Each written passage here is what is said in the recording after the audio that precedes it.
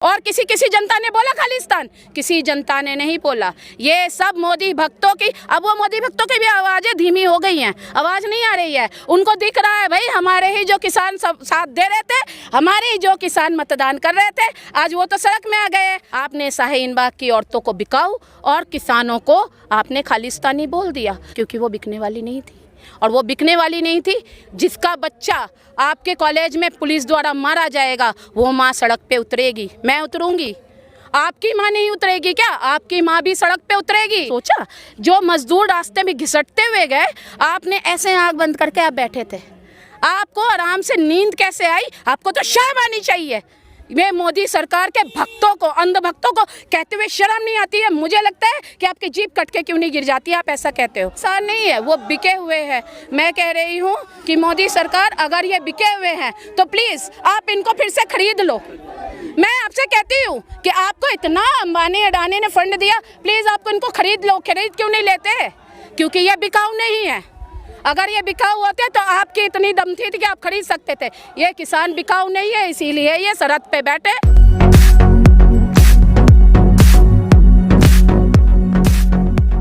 जी, मेरा नाम प्रिया डे है और मैं भारतीय महिला फेडरेशन को प्रमोट करती हूँ पूर्वी दिल्ली में। लेकिन अभी मैं गाजीपुर के पास ही रहती हूँ।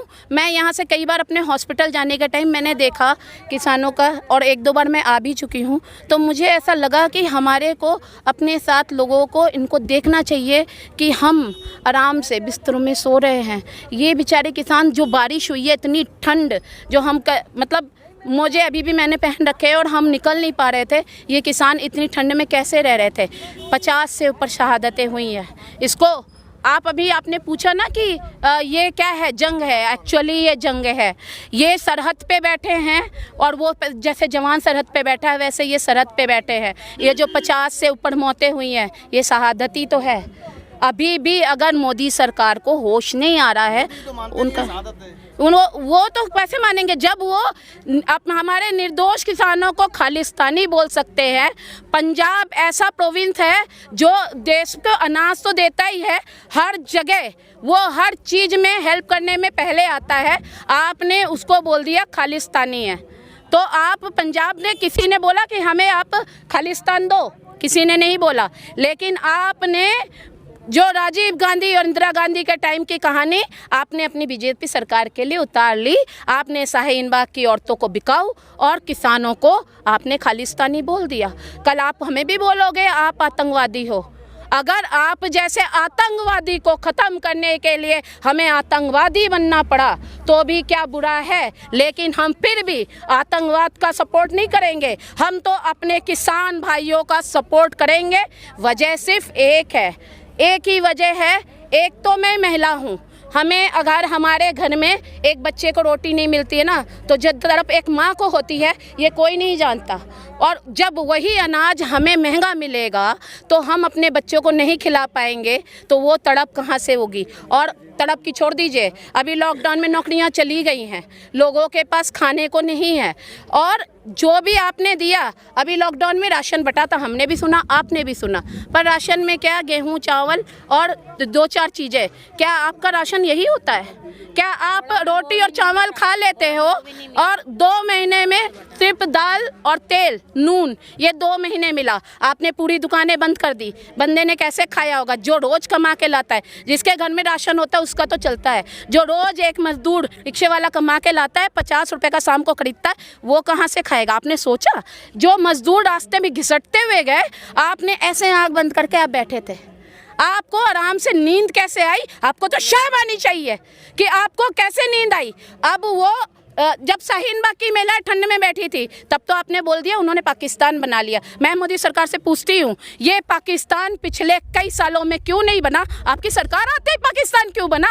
आपकी सरकार आते ही खालिस्तान का आपकी आवाज़ें क्यों आ रही? और किसी जनता ने बोला खालिस्तान? किसी जनता ने नहीं बोला। ये सब मोदी भक्तों की, अब वो मोदी भक्तों की भी आवाज़ें धीमी हो गई हैं, आवाज़ नहीं आ रही है। उनको दिख रहा है भाई हमारे ही जो किसान सब साथ दे रहे थे, हमारे ही जो किसान मतदान कर रहे थे, आज वो तो सड़क में आ गए। अब हमने खालिस्तानी बोला तो अब हमें खालिस्तानी का डंडा दिखा देंगे ये किसान। तो उनकी भी आवाज़ें धीमी हो गई है। आप लोगों ने देखा होगा, अब खालिस्तान वाली आवाज़ बंद हो गई है। ठीक है, अगर कोरोना ना आता तो आज वो औरतें भी बैठी होती, तब ये होता। अब मैं ये पूछना चाहती हूँ, वो औरतें भी बैठी होती, आज ये किसान भी बैठे हैं, तो आपका जो जनमत से आप आए हैं, आपका जनमत है कहाँ पे? और आप इनको बिकाऊ बोल रहे। आपको मैं पूछती हूँ, आपको रोज का हम 5,000 दें तो क्या आप इस ठंड में बैठोगे? नहीं बैठोगे, क्योंकि अपने जान सबको प्यारी होती है। 50 लोग सिर्फ 5-5 हज़ार रुपये के लिए मर गए, 50 से ज़्यादा। ये मोदी सरकार के भक्तों को, अंध भक्तों को कहते हुए शर्म नहीं आती है? मुझे लगता है कि आपकी जीभ कट के क्यों नहीं गिर जाती है, आप ऐसा कहते हो। और इन सवालों के जवाबों में मैं सिर्फ ये कहूँगी कि हमारे किसान भाई आज हमारे ज़मीन पे उतर के आए हैं। आप कहते हो ये किसान नहीं है, नकली है। मेरे को भी कई लोगों ने व्हाट्सएप पे बोला कि आपके यहाँ जो किसान बैठे हैं वो एक्चुअली किसान नहीं है, वो बिके हुए हैं। मैं कह रही हूँ कि मोदी सरकार अगर ये बिके हुए हैं तो प्लीज़ आप इनको फिर से खरीद लो। मैं आपसे कहती हूँ कि आपको इतना अंबानी अडानी ने फंड दिया, प्लीज़ आपको इनको खरीद लो। खरीद क्यों नहीं लेते? क्योंकि ये बिकाऊ नहीं है। अगर ये बिकाऊ होते तो आपकी इतनी दम थी कि आप खरीद सकते थे।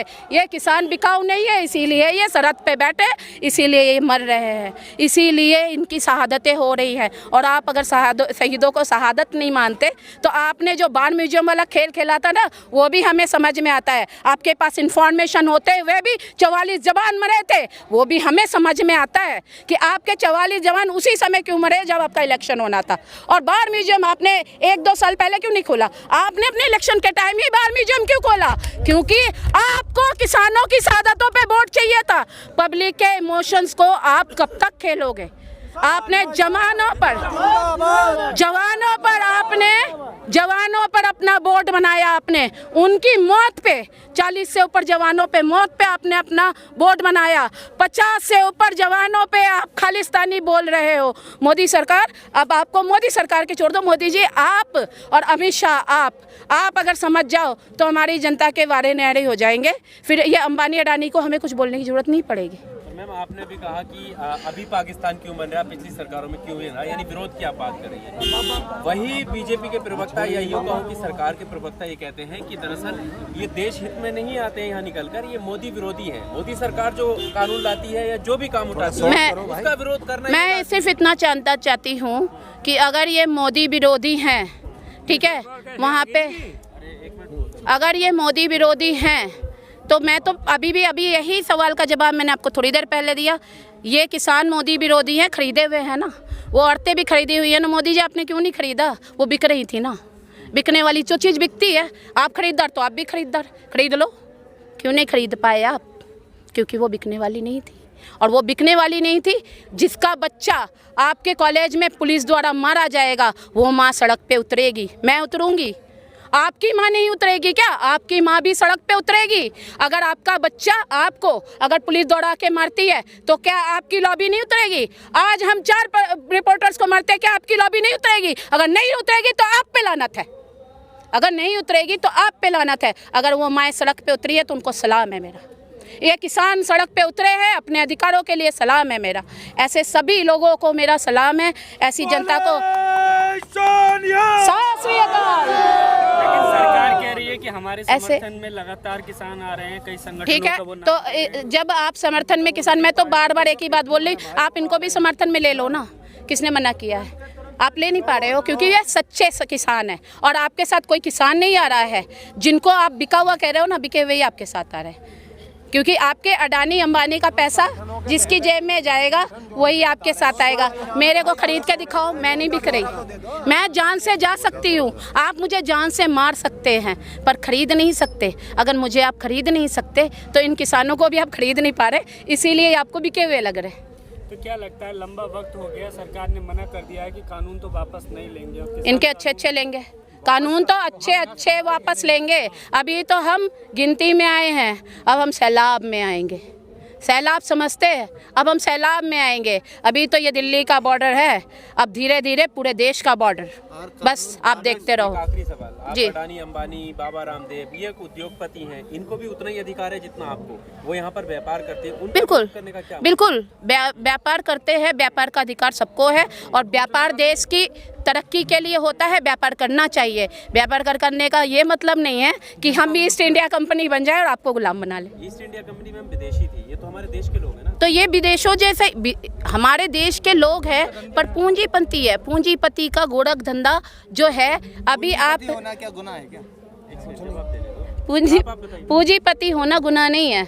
मैं तो चाहती हूँ मैं भी पूंजीपति बन जाऊँ, पर पूंजीपति होने का मतलब है कि आप देश की जनता को आप नौकरियाँ दें, देश की जनता को आप एम्प्लॉयमेंट दें। देश की जनता को आपने कोरोना काल में क्यों नहीं पाला? इतना कमाया आपने, इतना कमाया आपने। अंबानी का घर देखा है? बगल में ही वो बस्ती है, देखा है? कितना काम किया उन्होंने बस्ती में। तुमने अरबों का इतना बड़ा महल, कितने 10 करोड़ का 50 करोड़ का आपने खड़ा कर रखा है, इतने करोड़ का आपने खड़ा कर रखा। आपने 1 करोड़ मैं कह रही हूँ, किसी को भी आपने आपके बगल की बस्ती में आपने खर्च किए? घर में 2 एक भी करा? मजदूर धक्के खाते हुए रोते रोते गया, आपने एक भी मजदूर को बोला नहीं तुम रुको, तुम अपनी जगह रुको, हम राशन पहुंचाएंगे? फिर हम कहते हैं हाँ जी हमारे पूंजीपति ईस्ट इंडिया कंपनी नहीं है, ईस्ट इंडिया कंपनी है, ईस्ट इंडिया कंपनी है। आगे का क्या लगता है आपको? देखिए, अगर जनता से आप बने हो तो जनता से ही उतरोगे। लोकतंत्र तो नहीं ख़त्म होता इस देश में, और हम ख़त्म नहीं होने देंगे। तानाशाही नहीं चलने देंगे, और हम लोकतंत्र में ही रहेंगे। लोकतंत्र को ही हम जारी रखेंगे। और हमारा जो लोकतंत्र है वो किसान जो 70% हमारा जो लोकतंत्र है वो किसान है, और वो अपनी बात को समझ के आ चुका है। तो अब आप सरकार में नहीं रहेंगे, और हम अपने कानून, आप नहीं रहोगे तो कानून तो अपने आप ही बदल जाना है। तो आप उतर आओगे, या तो हम किसी भी तरह से सरकार आपकी गिराएंगे, हम दूसरी सरकार लाएंगे। सीधी बात है। मान लीजिए अगर सरकार गिराने की लड़ाई अगर ये मानते हैं आप, तो मैं कहती हूँ मान लेना चाहिए, क्योंकि सरकार बनाने वाली 70% से ऊपर किसान है, तो सरकार गिराने वाली भी किसान ही होगी।